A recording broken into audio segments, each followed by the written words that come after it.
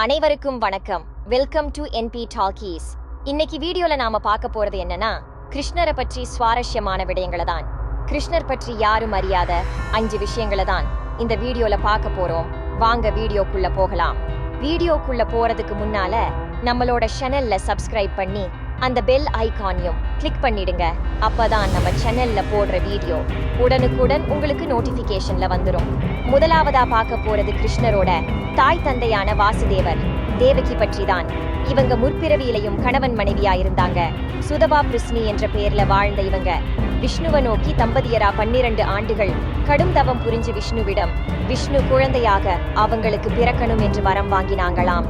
அதன் பலனாக பிருஷ்ணி கர்ப்பா என்ற பேருல அவங்களுக்கு குழந்தையாகவும் பிறந்தாராம். இவங்களோட அடுத்த பிறவியில இவங்க காஷ்யப அதிதி என்ற தம்பதிகளாக இருந்தப்போ உபேந்திரன் என்ற பேரிலையும், வாசுதேவர் தேவகி தம்பதியாக இருந்தப்போ கிருஷ்ணராகவும் பிறந்தார். 2வது, கிருஷ்ணர் ராதையோட காதல் பத்தி எல்லாருக்குமே தெரியும். ஆனா அவங்க 2 பேரும் திருமணம் செஞ்சுக்கல என்றது எத்தனை பேருக்கு தெரியும்? அதற்கு காரணம் வேற யாரும் இல்லைங்க, அயன் தான். ஆமா, அயன் அவரோட முற்பிறவியல் விஷ்ணுவை நோக்கி கடும் தவம் புரிந்தாராம். தவத்தின் பலனா விஷ்ணுவின் மனைவியான மகாலட்சுமி தனது மனைவியாக வேண்டும் என்று வரமும் வாங்கினாராம்.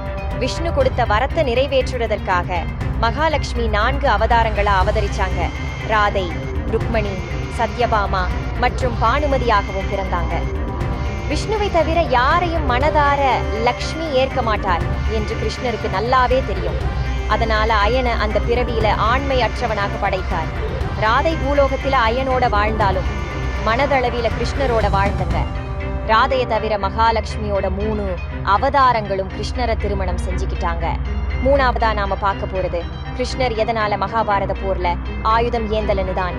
கிருஷ்ணர் தர்மத்தை காக்குறதுக்காக மகாபாரத போரை நடத்தினாருன்னு எல்லாருக்குமே தெரியும். ஆனா அவர் ஏன் அந்த போர்ல ஆயுதம் ஏந்தல? ஏன்னா மகாபாரத போருக்கு முக்கிய காரணமே சூது விளையாட்டு தான். என்னதான் அன்றைய நாளில அந்த சூது விளையாட்டு நியாயப்படுத்தப்பட்டாலும் சூது விளையாட்டு தவறானதுதான். தர்மனான யுதிஷ்டிரன் அதுக்கு கட்டுப்பட்டுப்படுத்தப்பட்டதால அந்த விளையாட்டை விளையாடினார் என்றாலும், தர்மத்துக்காக கிருஷ்ணர் பாண்டவர் தரப்புல நின்றாலும் ஒருபோதும் சூது விளையாடினவர்களுக்காக ஆயுதம் ஏந்த மாட்டார் என்பதுதான் அதற்கு காரணம். அடுத்ததா, ஏன் கிருஷ்ணர் காந்தாரியின் சாபத்தை ஏற்றுக்கொண்டார்? கிருஷ்ணர் தர்மத்தை நிலைநாட்டுவதற்காக குருக்ஷேத்திர போரை நடத்தினாருன்னு எல்லாருக்குமே தெரியும். ஆனா அந்த போரில சகுனியை விட அதிகமா சூழ்ச்சி செய்தது கிருஷ்ணர் தான்.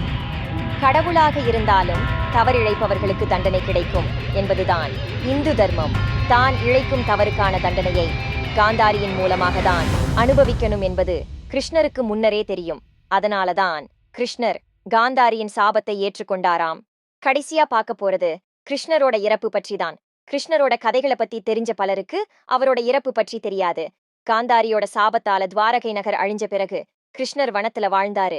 அப்போ அங்க வந்த வேடன் காட்டுக்குள்ள ஏதோ ஒரு சத்தம் கேட்க அத மான் என்று நினைச்சுக்கிட்டு அந்த பக்கமா அம்பை எய்யுறான். அந்த அம்பு கிருஷ்ணரோட கால் கட்டை விரல துளைச்சு அந்த இடத்துல கிருஷ்ணருடைய உயிரும் பிரியுது.